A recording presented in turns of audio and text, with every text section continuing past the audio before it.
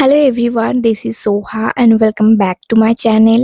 আজকে সকাল থেকেই মনটা মিষ্টি মিষ্টি করছিল, তাই নিজের আবদারে বানাবো ছোলার ডালের বরফি। তাই নিয়েছি ছোলার ডাল, যেটা আমি 3 ঘন্টা আগে থেকে ভিজিয়ে রেখেছিলাম, আর দুধ এবং দুটো এলাচ, দুটো লবঙ্গ। দেন গ্যাসে কড়াই বসিয়ে ভিজিয়ে রাখা ডাল সাথে দুধ আর মশলাগুলো দিয়ে 30 মিনিট ধরে মিডিয়াম ফ্লেমে ছোলার ডালগুলিকে ভালোভাবে সেদ্ধ করে নিয়েছি। দেন মিক্সার জারে ডালগুলিকে পেস্ট করে নিয়ে গ্যাসে ফ্রাই প্যান বসিয়ে একটুখানি সাদা তেল দিয়ে তার মধ্যে মিক্স করে রাখা ডালগুলিকে দিয়ে দিয়েছি।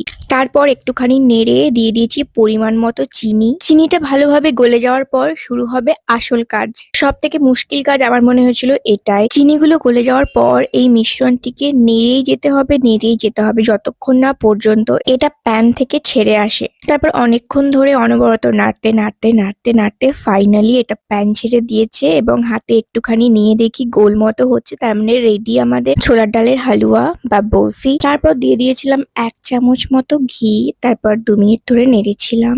এবার নামিয়ে পরিবেশন করলেই তৈরি আমাদের ছোলার ডালের বরফি। যেহেতু আমি এটাকে হালুয়া না বলে বরফি বলছি, তাই একটু বরফি সাইজে শেপ দিয়ে নিয়েছি থালায় বসিয়ে, এবং দেখতে যেমন সুন্দর হয়েছে খেতে তেমনই দুর্দান্ত। তো তোমরাও ট্রাই করো ছোলার ডালের বরফি। আজকে এইটুকুই, দেখা হবে পরের কোনো রেসিপি নিয়ে।